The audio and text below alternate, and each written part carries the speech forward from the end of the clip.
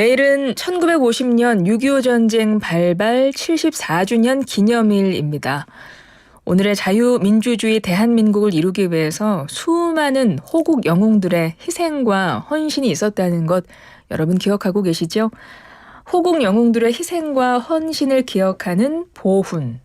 일상 속 살아있는 보훈 문화 확산을 위해서 기획된 프로젝트입니다. 국가보훈부와 슬기로운 라디오 생활이 공동 기획했는데요. 스틸 러브 대한민국. 오늘 그 첫 번째 시간이고요. 그 제1화의 주인공 모셨습니다. 대한민국 무공수훈자회 김정규 회장님 나오셨어요. 회장님 어서 오세요. 예, 안녕하세요. 대한민국 무공수훈자회 김정규 회장입니다. 네, 어서 오세요. 귀중한 시간 이렇게 내주셔서 고맙습니다. 무공수훈자회 회장님이신데요. 일단 우리 청취자분들께 대한민국 무공수훈자회가 어떤 곳인지 소개 좀 해주세요, 회장님. 예, 우리 무공수훈자회는 6.25 사변이나 베트남전과 같은 전시 또는 이에 준하는 비상사태하에서 전투에 참가해 뚜렷한 공을 세운 무공수훈장을 받은 분이나 안전보장에 공을 세워 보국훈장을 받은 분들로 구성된 국가보훈부의 공법단체이며 13만 회원이 있습니다. 13만 회원들이 계시는 대단한 단체입니다. 대한민국 무공수훈자회 그리고 회장님이 나오신 건데요. 이거 대단한 공이 있어야 되나요? 여기 회원이 되려면요, 회장님. 그렇습니다. 6.25 전쟁이나 그 베트남 전쟁에서 네. 실제 전투에서 공을 세워야 훈장을 받을 수가 있고 그렇지 않으면 30년 이상 군 생활을 해서 그게 공로가 있다고 해서 보국 훈장을 받은 분들로만 구성되어 있습니다. 그렇습니다. 여러분 꼭 기억해 주세요. 대한민국 무공수훈자회. 그러면 지금 듣고 계신 청취자분들도 오늘 인터뷰 좀 귀 기울여 들어주시길 바라면서 그리고 우리가 앞으로 이 단체에 대해서 정확하게 이해할 수 있도록 저희가 앞서 좀 OX 퀴즈를 준비했어요. 저희가 회장님을 모시고 또 이런 걸 합니다. 슬기로운 라디오 생활이 OX를 좋아해요, 여러분. 회장님께 OX 팻말을 드렸고요. 제가 이제 질문을 드리면 일단 먼저 OX로 그 답을 주실 거고 그러고 나서 제가 좀 풀어가 보도록 하겠습니다. 회장님 준비되셨지요? 예. 첫 번째, 우리나라 무공훈장은 전쟁에 참여한 참전 용사들 모두 지급이 된다. 아닙니다. 네. 처음에 말씀드린 것처럼 제가 다음에 이어서 이따가 또 여쭤볼게요. 일단 아닙니다. 예. 자, 두 번째, 무공훈장 1호는 메가더 장군이다. 예, 맞습니다. 맞습니다. 오. 세 번째, 제2연평해전의 영웅 국가보훈부 이희환 차관도 무공훈장을 수여받았다. 네, 맞습니다. 예, 맞습니다. 네 번째, 6월은 호국 보훈의 달, 현충일과 6.25 전쟁 기념일은 국경일이다. 아닙니다. 아닙니다. 네. 예, 여기까지 하겠습니다. 굉장히 어려운데요. 이 회장님의 OX 팻말을 듣고 나서 그랬나? 우리가 뭘 잘못 알고 있었나? 이런 것도 있었고요. 해서 하나씩 한번 여쭤보도록 하겠습니다. 앞서 말씀해 주셨던 우리나라 무공훈장은 전쟁에 참여한 참전용사들 모두 지급이 되는 게 아닌가요? 네, 아닙니다. 어떻게 되는 겁니까, 그러면? 그 전쟁에 참전했어도 뚜렷한 공을 세워서 훈장을 받은 분들로 구성된 겁니다. 그렇군요. 그리고 무공훈장에도 좀 여러 가지가 있는 걸로 알고 있고요. 지금 회장님께서는 화랑 무공훈장을 받으신 걸로 알고 있습니다. 우리 회장님도 참전용사이시고요. 그렇죠. 오늘 직접 훈장을 갖고 오셨는데 어디에 있나요? 예. 저희 여러분 지금 화면에 보이는 라디오를 보시는 분들은 화면에 나가고 있습니다. 이것이 회장님께서 받으신 화랑 무공 훈장입니다. 회장님 좀 설명 좀 해주시겠어요? 보이는 라디오로는 청취자분들이 함께 보고 계시거든요. 네, 저는 해병대 장교로 월남전에 참전해서 화랑 무공 훈장을 받았습니다. 화랑 무공 훈장이면 이걸 언제 받으신 거예요? 1970년 월남에서 이 화랑 무공 훈장과 월남 금성 무공훈장을 같이 받았습니다. 아, 사실은 보이는 라디오로 약간 좀 자세히 안 보이는 것 같아서 좀 어떻게 생겼는지 좀 설명을 해주셨으면 좋겠어요. 지금 예, 훈장은 그 태극 무공훈장서부터 네. 인원 무공훈장까지 5개 계단인데 이 화랑 무공훈장은 초급 장교로서 받을 수 있는 가장 높은 훈장이라고 생각하시면 됩니다. 이게 지금 메달같이 생긴 것이 금색의 별 모양인가요? 금색의 별 모양인 것 같습니다. 제가 보니까. 저건 금은 아닐 거예요. 네, 모양은 별 같고요. 색깔은 금색입니다. 여러분 좀 자세히 봐주세요. 지금 보이는 라디오로 안 보시는 분들은 유튜브 YTN 라디오 보이는 라디오로 오시면요. 우리 회장님께서 받으신 화랑 무공 훈장을 보실 수가 있습니다. 저 이렇게 훈장을 화면으로 가까이 본 적이 없어가지고 너무 이런 걸 받으셨군요. 정말 대단하시고 지금 사실은 이게 훈장을 받으셨지만 공을 세우셨기 때문에 전쟁에 참전을 하셨다는 말씀이고 네. 그 전쟁에 참전하셨다는 건 직접 많은 것들을 보고 이제 네. 겪으셨다는 거예요. 근데 사실 저희는 이야기는 듣지만 이게 참 느껴지지는 않거든요. 아까 베트남전에 참전하셨다고 하셨나요? 그때 혹시 나이가 어떻게 되셨었나요?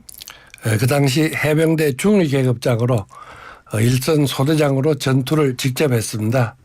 이 전쟁은 참 참혹한 것이거든요. 예, 젊은 시절에 참전하셨던 당시에 25살이었습니다. 네, 20대 중반에 전쟁에 참전하셨었고 사실 어떤 분들은 너무너무 무서웠다 이렇게 그 전쟁의 참상을 표현하기도 하시는데 참전 용사로서 그 전쟁의 참혹함을 좀 전해 주실 수 있을까요? 말로 표현하기는 정말 어렵습니다. 인간의 모든 감각이 살아서 움직여야 하니까요. 전쟁은 한마디로 우리가 알고 있는 그 지옥 그 이상이라고 생각하시면 되겠습니다. 그러나 전우를 믿고 함께 반드시 이기겠다는 마음으로 전투에 임하면 그 어떤 두려움도 극복할 수가 있습니다. 네. 그렇습니다. 많은 참전 용사분들이 전쟁이 끝난 이후에 후유증으로 고생하시는 분들도 많으시다고 말씀드렸거든요. 예. 회장님은 어떠세요? 전사하시거나 크게 부상을 입은 상위군인을 제외하고 저 같은 경우에는 귀국 후에 한 15년간 전쟁 후유증으로 잠을 못 자고 가위에 눌리는 등 그 후유증을 심각하게 앓았습니다. 또 고엽제 후유증으로 인해서 심장에 스텐스를 3개를 받고 위암 수술을 받고 그러나 저는 다행입니다. 저보다도 제 주위에는 아직도 그 전쟁의 상처로 인해서 아직도 병상에 누워있는 전우가 많이 있습니다. 아유, 그러시군요. 막 당시에 막 꿈이 악몽으로 막 꿈으로 나타나요. 그렇죠. 전쟁에 예. 밤새 쫓기는 꿈이죠. 그 이후에 그것이 오래 지속이 되셨어요. 약 한 15년 이상을 아마 시달렸던 것 같습니다. 이제는 우리나라도 전쟁에서 다친 분들에 대한 정신적인 치료가 가능하지만 네. 당시에는 그런 것이 없었습니다. 그렇죠. 맞습니다. 앞서 우리 무공훈장에 대한 이야기를 하면서 하나씩 좀 이제 제가 질문을 드렸었고 무공훈장 1호는 메가더 장군이셨군요. 이거 모르시는 분들 많으셨을 것 같아요, 회장님. 아까 이제 설명을 해주셨고 그리고 제2연평해전 영웅 국가보훈부 이희환 차관도 무공훈장을 받았다라고 말씀해 주셨고 또 하나는 6월은 호국보훈의 달, 현충일과 6.25 전쟁 기념일은 국경일인가요? 여쭤봤는데 X라고 하셨어요. 예, 요것 좀 정리 좀 해주세요. 예. 그 6.25 때 1950년 9월 29일 서울 수복을 그 환도하는 기념식에서 이승만 대통령께서 더글라스 메가더 장군에게 태극 무공훈장 제1호를 전달했습니다. 네. 그런데 당시에 그 태극 무공훈장이 제작이 안 돼서 정서와 함께 건국훈장을 수여했습니다. 네. 그리고 다음에 이 태극 무공훈장이 만들어지면은 전달하기로 했는데 74년이 지난 금년 1월 달에 버지니아주 노폭에 있는 그 메가더 장군 기념관에 태극 무공훈장을 전달했습니다. 아, 그렇군요. 무공훈장 1호 메가더 장군이시라는 말씀이었고요. 참, 많은 분들이 지금 회장님과의 인터뷰를 들으시면서 사연을 많이 주고 계세요. 지금 많은 느낌들을 갖고 계신 것 같아요. 9751번님, 무공수훈자 모든 분들께 감사드립니다. 이분들이 계셔서 지금의 대한민국이 존재합니다. 이런 사연을 보내주셨고요. 저희 청취자분들이 막 사연을 보내주고 계시거든요. 1274번님은 호국 보훈의 달에 좋은 방송이네요. 이러고 저희 칭찬해 주셨어요, 회장님. 네, 고맙습니다. 저희가 회장님이 오늘 나와주셔가지고 저희도 칭찬을 받습니다. 아유, 고맙습니다. 6758번님, 전쟁이라는 참혹한 시간을 헤쳐오신 무공수훈자분들 존경하고 사랑합니다. 이렇게 보내셨고요. 7341, 화랑훈장 아무나 받는 게 아니네요. 멋져요. 7292번님은요. 참전 노병들의 헌신과 희생에 감사드리고 대한민국 발전 기원합니다. 많은 분들이 지금 어떤 감사함과 또 감격, 감동 그런 마음으로 문자를 주고 계신 것 같아요. 저도 마찬가지입니다. 사실은 회장님과 이렇게 제가 인터뷰를 할 수 있다는 게 제가 참 많은 분들을 인터뷰를 하잖아요. 근데 오늘 시간이 가장 좀 제가 영광스럽지 않나 이런 생각을 하면서 지금 이 인터뷰를 하고 있습니다. 내일이 바로 6.25 전쟁, 74주년이 되는 날입니다. 그리고 6.25 전쟁 중에서도 가장 처절한 전투로 기록되어 있는 것이 장진호 전투인데요. 많은 분들이 전투 이름은 들으셨겠지만 정확하게 어떤 전투였는지 잘 모르실 수 있어요. 설명 좀 부탁드릴게요. 네, 장진호 전투는 1950년 11월 29일부터 12월 11일까지 진행된 전투입니다.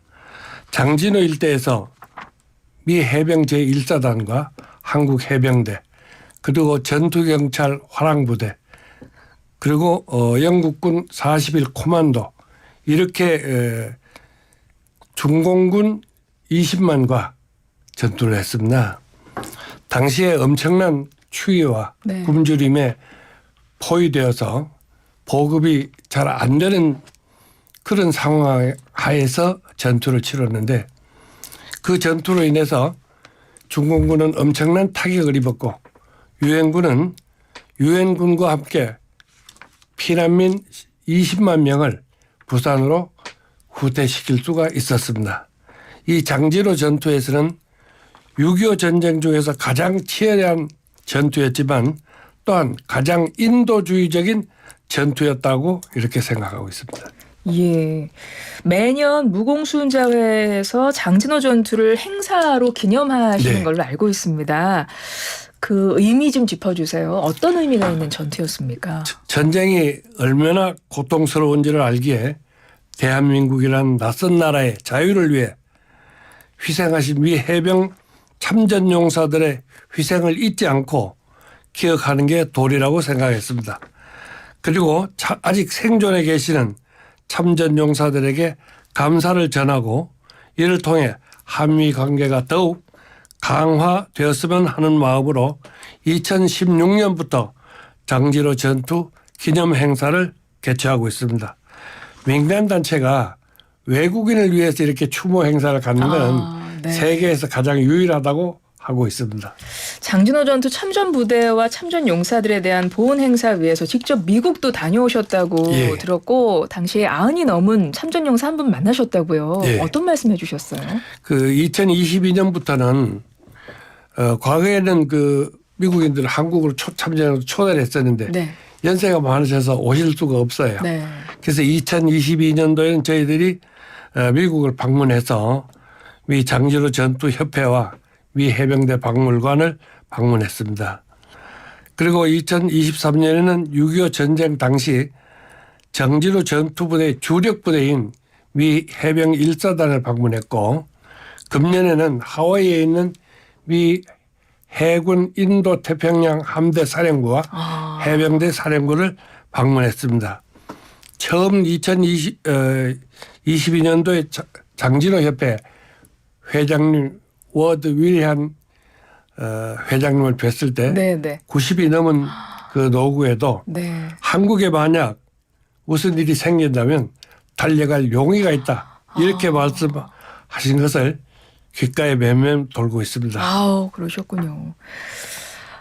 사실 세월이 꽤 많이 흘렀기 때문에 이제 많은 영웅분들께서 이제 돌아가셨고 이제 돌아가시는데 무공수훈자회에서는 국가유공자들이 가시는 길에 최고의 예우를 해드리고 계시는 것도 알고 있습니다. 그렇죠? 예. 어떻습니까, 회장님? 죄송합니다. 아이, 괜찮습니다. 국가유공자의 마지막 길을 함께 하겠다는 마음으로 국가유공자가 영면하시면 네. 장례 의전 선양 활동을 하고 있습니다. 국가유공자가 돌아가시면 태극기하고 대통령 근조기, 공적조서, 유골함 등의 장례 의전 용품을 증정하고 고인에 대한 양력과 조사를 낭독하면서 최고의 예우를 통해서 엄숙하게 장례를 지원하고 있습니다. 이 국가유공자 장례 의전 지원을 위해서 현재 전국의 17개 지부에서 52개 선양단과 900여 명의 선양위원이 활동하고 있습니다. 그렇군요. 사실 젊은 시절 나의 목숨을 바쳐서 나라를 지키신 분들입니다. 그런데 이분들께서요, 역사 속에서 공을 세웠는데 여전히 우리나라를 사랑하는 마음으로 사실은 지금도 활동하고 계시고 봉사를 많이 하신다고 들었습니다. 지난번에 튀르키예 지진이 일어났을 때도 후원을 하셨다고 들었습니다. 그렇죠? 예. 튀르키예는 6.25 전쟁 시 미국, 영국, 캐나다 다음으로 14,900명의 병력이 참전해서 우리나라를 위해서 순간 희생을 했습니다. 네. 우리도 튀르키예 지진으로 어려움을 당하고 있을 때 그냥 있을 수 없다고 해서 여러 회원이 십시일반 모금한 것이 9,050만 1,000원이었습니다. 와, 네. 이걸 이재민을 위한 컨테이너로 지원하고 또한 나머지는 일정 금액을 후원한 바 있습니다. 네. 앞서 회장님께서 미국에 직접 방문하셨을 때 워렌 미디안 회장도 또다시 만약에 한국에 그런 일이 생기면 당장이라도 달려가겠다 이렇게 말씀을 했다고 전해주셨잖아요. 혹시 회장님께서도 회장님 마음도 그러세요? 어떻습니까? 당연하죠. 네. 한반도에 무슨 일이 생기면 달려갈 것이다. 한 워렌 위대한 회장님 말씀처럼 저도 이제 노병이지만은 제가 할 수 있는 일이라면 무엇이든 할 것입니다. 많은 호국 영령들과 순국 선열들이 피로 지킨 이 나라를 저희 후손들이 자유롭고 평화를 누리면서 살아갈 수 있도록 안보의 파수꾼이 될 생각입니다. 감사합니다. 우리가 흔히 역사를 잊은 민족에게 미래는 없다 이런 이야기를 합니다. 관련해서 끝으로 우리 회장님께서 국민들께 당부하고 싶은 말씀 한 말씀으로 마무리하겠습니다. 우크라이나와 러시아, 이스라엘과 하마스 전쟁에서 보듯이 전쟁은 결코 언제든지 발생할 수 있다는 걸 잊어서는 안 될 것입니다. 전쟁의 참혹함이란 이루 말할 수 없습니다. 평화를 원하거든 전쟁을 준비하라는 말처럼 총력 안보 체제와 구축이야말로 자유와 평화를 지킬 수 있는 것임을 전쟁의 경험을 했던 노병으로서 꼭 말씀드리고 싶었습니다. 네, 우리 모두 명심해야 되겠습니다. 회장님 이제 저희 마무리하겠습니다. 예. 앞서 저희가 마무리하기로 한 게 있어요. 청취자분들 마무리하겠습니다. Still Love 대한민국 우리는 그때도 지금도 내일도 나라를 사랑합니다. 지금까지 국간보훈부와 슬기로운 라디오 생활 공동 프로젝트 Still Love 대한민국 제1화 무공수훈자회였습니다. 오늘 김정규 회장님과 함께했습니다. 회장님 고맙습니다. 감사합니다.